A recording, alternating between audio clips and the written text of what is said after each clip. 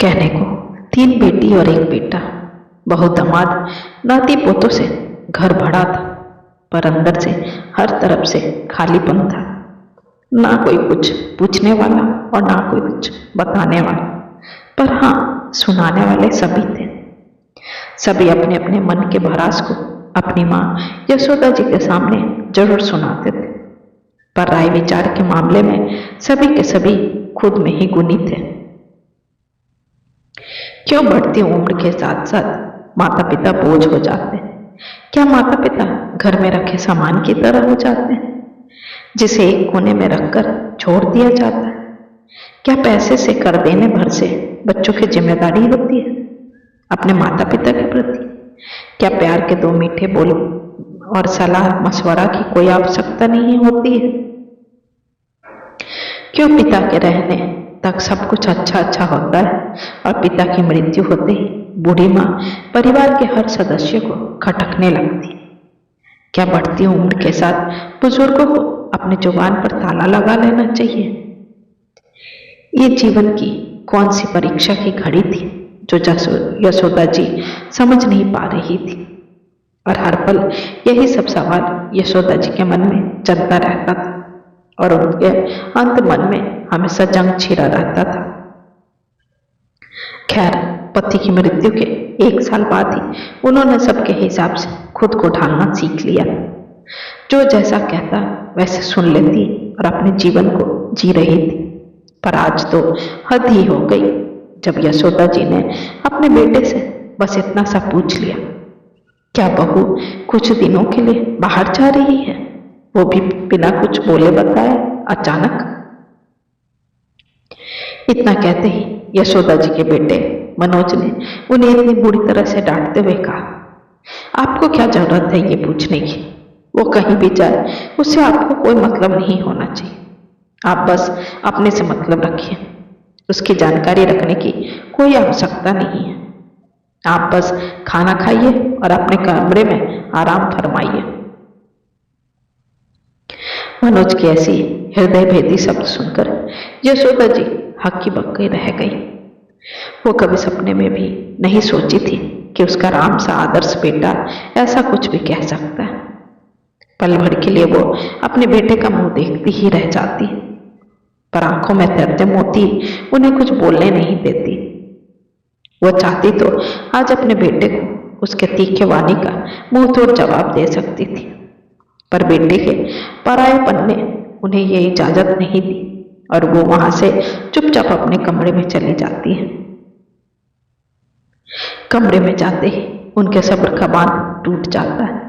वो खुद को रोक नहीं पाती और फूट फूट कर रोने लगती है और अपनी जिंदगी को कोसने लगती है। भगवान, मुझे अपने पास बुला लीजिए, मैं थक गई हूँ सबके अनुसार जी के। नहीं चाहिए ऐसी जिंदगी भगवान, जहां मेरी कोई अहमियत नहीं हो, जहां मेरा सम्मान न हो। ऐसा लगता है मानो मैं इन सब पर बोझ बन गई। हर बात में सब के सब चिटक देते हैं मुझे। क्या बुढ़ापा आते ही बोलने का अधिकार भी खत्म हो जाता है? क्या गलत किया मैंने बेटे से बहू के बारे में पूछकर? पहले तो बहू ऐसी थी, पर अब बेटा भी।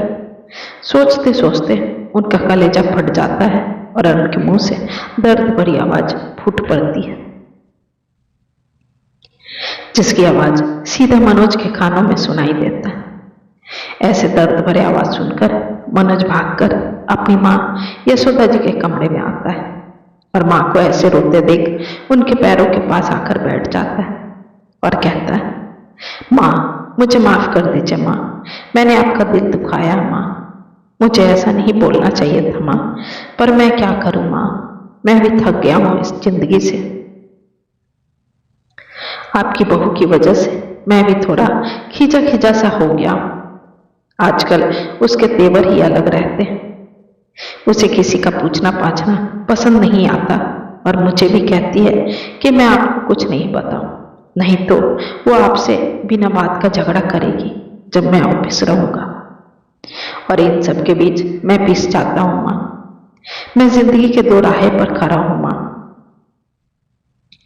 मैं मजबूर हो गया, पत्नी को छोड़ नहीं सकता, क्योंकि मुझे मेरे बेटे से बेहद प्यार है और ना आपकी जिम्मेदारी से मुंह मोड़ सकता। आप नहीं समझेंगी तो कौन समझेगा मेरा दर्द माँ? ऐसे में आप ही बताइए मैं क्या करूं? ऐसा कहकर मनोज भी बिलक बिलक कर रोने लगता है।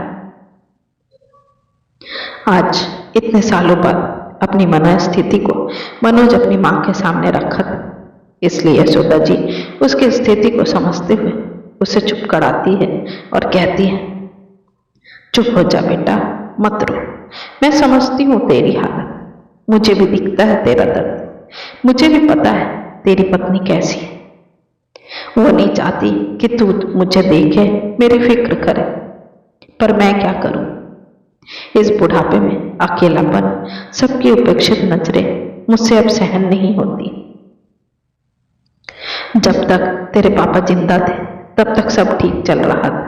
सभी मुझसे पूरे अदब से बात करते थे, सम्मान करते थे, राय विचार लेते थे, पर अब सब मुझे बोझ समझने लगे। शायद अब किसी को मेरी जरूरत नहीं है। ऐसा कुछ नहीं है माँ, आप कल भी मेरे लिए सरोवर पड़ी थी और आज भी मेरे लिए सरोवर पड़ी है। बस जीवन की इस परीक्षा की घड़ी में आपका साथ चाहिए, ताकि मैं दोनों के बीच सामंजस्य बैठा सकूं। प्लीज माँ, मुझे माफ कर दीजिए। मैं वादा करता हूं आगे से आपसे ऐसा कभी बात नहीं करूंगा और आपके अकेलेपन में साथ निभाऊंगा। बस आप मुझे कभी गलत मत समझना माँ। बेटा भी किस दर्द से गुजर रहा था ये यशोदा जी को पता ही नहीं चला था।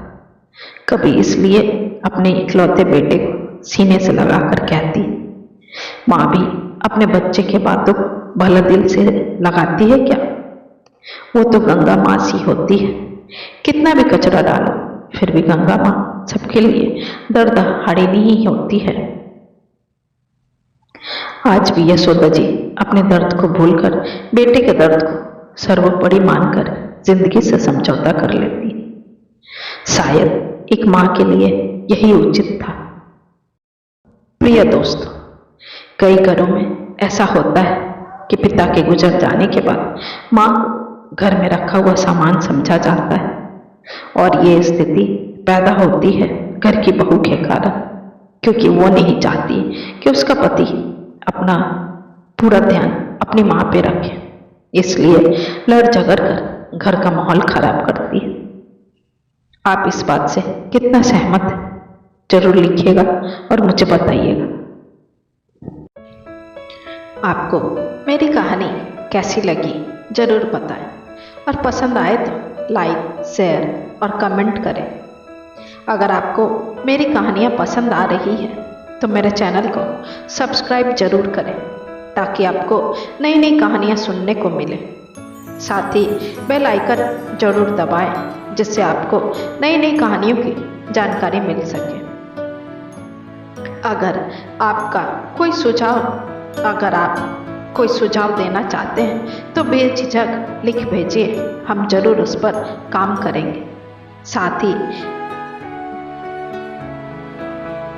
ही आप कुछ और कहानियाँ सुनना चाहते हैं तो मुझे उस टॉपिक के बारे में ज़रूर बताएं, ताकि मैं वैसी ही कहानियाँ आपके सामने प्रस्तुत करूं। धन्यवाद।